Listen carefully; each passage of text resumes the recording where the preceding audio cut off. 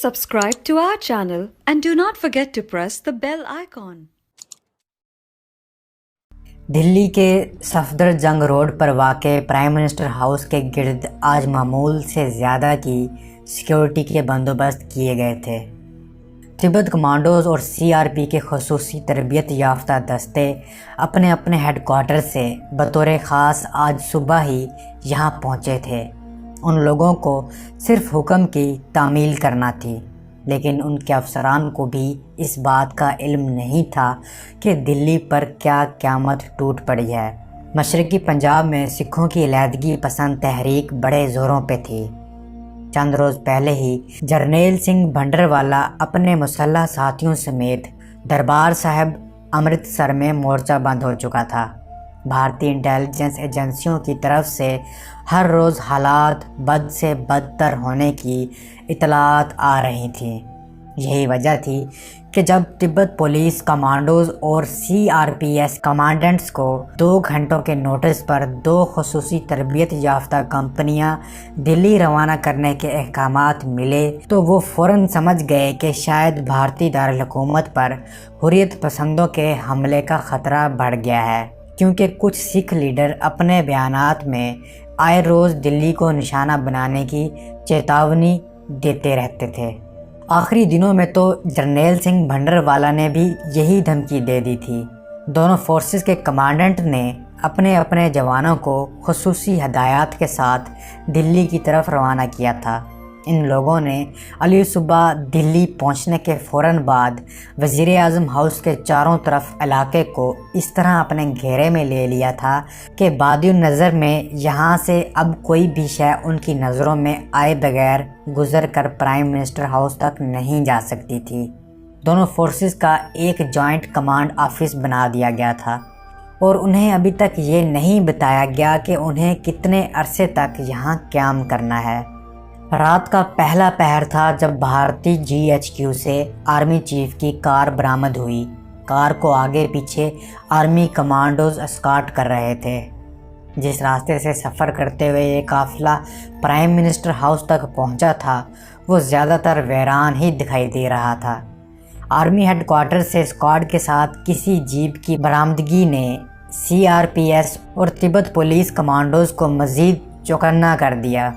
उन्हें अब अंदाज़ा हो रहा था कि सूरत हाल उनकी तवक्को से भी ज़्यादा सीरियस है, क्योंकि देखते ही देखते यहाँ वीआईपी ट्रैफिक बढ़ने लगी थी। काले शीशों की बंद कारों में कौन लोग उनकी आंखों के सामने से गुज़रकर प्राइम मिनिस्टर हाउस की तरफ जा रहे थे, उन्हें इसका कुछ ख़ास अंदाज़ा नहीं था। लेकिन ये बात वो बखूबी जानते थे कि ये सब मुल्क की अहम तरीन शख्सियात हैं और उनकी यहाँ मौजूदगी शायद उनकी आमदरफ्त को महफूज बनाने के लिए ही ज़रूरी समझी गई थी। इन तमाम गाड़ियों का रुख प्राइम मिनिस्टर हाउस की तरफ था, जहाँ एक खुसूसी मीटिंग हॉल में वो सब भारतीय तारीख़ का एक अहम फ़ैसला करने के लिए जमा हो रहे थे। भारतीय वज़ीर आज़म के खुसूसी सेक्रेटरी मिस्टर आर.पी. सिन्हा और रा का डायरेक्टर काओ उनके इस्तकबाल के लिए हॉल के सामने मौजूद थे। हैरत की बात यह थी कि इस अहम तरीन मीटिंग के लिए प्राइम मिनिस्टर हाउस के स्टाफ को भी इतला देने का तकल्लुफ़ नहीं किया गया था, वरना शायद इन हालात में वो मामूल की ड्यूटी से फारिग होकर अपने घरों को वापस ना जाते। गाड़ियों की आमद में टाइमिंग का ख़ास ख्याल रखा गया था और पहले से मुकर्ररा वक्त से 5 मिनट कबल ही तमाम अहम शख्सियात हाल में मौजूद थीं। रात के 2 बज रहे थे।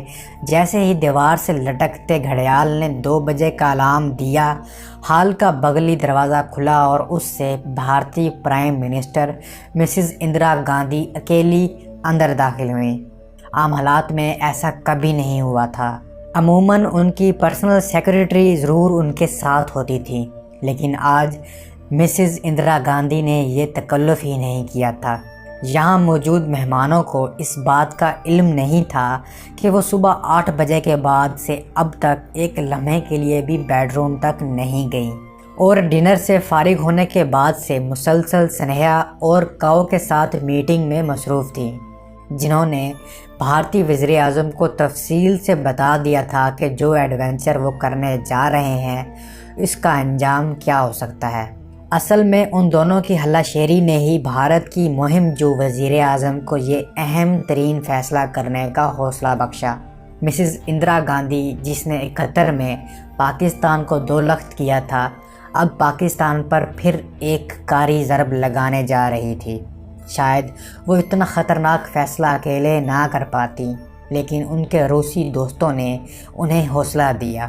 اپنے آخری دورہ روس میں بھارتی وزیر اعظم مسز اندرا گاندھی کو روسی صدر نے مائل کیا تھا کہ وہ پاکستان کی مشرقی سرحد پر سیاچن کے نزدیک ایک نیا محاذ جنگ کھول دے تاکہ افغان مجاہدین کی مدد کے لیے کمر بستہ پاکستانی فوج کو الجھایا جا سکے، اور ایڈونچر پسند اندرا گاندھی نے یہ تجویز مان لی تھی۔ اپنے دورہ روس سے واپسی کے بعد اس نے سیاچن سے متعلق خصوصی مطالعہ اور بریفنگ لینی شروع کی تھی۔ اس ضمن میں اس نے جنرل ایم ایل چبر سے بطور خاص 3-4 مرتبہ بریفنگ لی تھی۔ جنرل چبر تو 78 سے پاکستان پر تاؤ کھائے بیٹھا تھا۔ اس نے تو خود کو ایک عرصے سے اس مہم کے لیے تیار کیا ہوا تھا، لیکن ابھی تک وہ کھل کر بھارتی وزیر اعظم سے کچھ نہیں کہہ سکا تھا۔ آخری ملاقات پر جب اچانک کسی بات پر مسکراتے ہوئے بھارتی وزیر اعظم نے یکدم سیریس ہو کر اس کی آنکھوں میں اپنی چھوٹی چھوٹی لیکن نیزے کی طرح مخاطب کے چہرے اور دل و دماغ میں پیوست ہو جانے والی آنکھوں سے جھانکتے ہوئے کہا، کیا ہمارے لیے اس اہم اور اسٹریٹجک علاقے پر قبضہ کرنا ممکن ہوگا؟ یس میڈم پرائم منسٹر، یس۔ اچانک ہی اس نے سنبھل کر اپنا اشتیاق جتایا، لیکن شاید صرف یس کہہ دینے سے مسز اندرا گاندھی مطمئن نہیں ہوئی تھیں۔ ابھی تک وہ استفہامیہ نظروں سے اسی کی طرف دیکھ رہی تھیں۔ سارا علاقہ خالی ہے، یہاں سے 150 میل دور پاکستانی فوج موجود ہے، ہم انہیں شاندار سرپرائز دے سکتے ہیں۔ اس نے بڑے اطمینان سے کہا، تم فوجی لوگ بھی عجیب ہوتے ہو، شاید سویلین کی طرح تم تصویر کے دونوں رخ نہیں دیکھنا چاہتے، یا پھر کسی بھی مہم جوئی سے انکار کو اپنی توہین سمجھتے ہو۔ مسز اندرا گاندھی کے عجیب و غریب جواب نے جنرل چبر کو چکرا کر رکھ دیا۔ اسے سمجھ نہیں آ رہی تھی کہ پرائم منسٹر اس کا مذاق اڑا رہی ہیں یا اسے داد دے رہی ہیں۔ بہرحال روانگی سے پہلے اس نے مسز اندرا گاندھی سے متعلق جو ہوم ورک کیا تھا، اس سے اسے اندازہ ہو گیا تھا کہ بھارتی وزیر اعظم کی خوبی یہی ہے کہ وہ بھی دل کی بات زبان پر نہیں لاتی، اور دوسرے کا اندیہ بھانپنے میں کمال کی مہارت انہیں حاصل ہے۔ اس کو اندازہ ہو چلا تھا کہ بھارتی وزیر اعظم نے جنرل چبر کے اندر سے ایڈونچر پسند فوجی افسر کو شناخت کر لیا تھا، اور بھارتی وزیر اعظم کی طرف سے کوئی اشارہ نہ ملنے کے باوجود وہ اسی نتیجے پر پہنچ گیا تھا۔ جلد یا بدیر اس کا خواب حقیقت کا روپ دھار لے گا۔ جنرل چبر یہ خواب 78 سے دیکھتا آ رہا تھا۔ 70 کے عشرے کے اواخر میں بھی اس کی خواہش تھی کہ بھارت اس محاذ پر حملہ کر کے شاہراہ قراقرم کو اپنی گرفت میں لے لے۔ اس نے اپنی اس خواہش کو صرف خود تک ہی محدود نہیں رکھا تھا، اسے عملی روپ دینے کے لیے بطور خاص 81 میں بھارتی فوج کے کئی افسران اور جوانوں کو دنیا کے مجمد براعظم انٹارکٹا بھیجا تھا۔ ان کی روانگی بلا مقصد نہیں تھی۔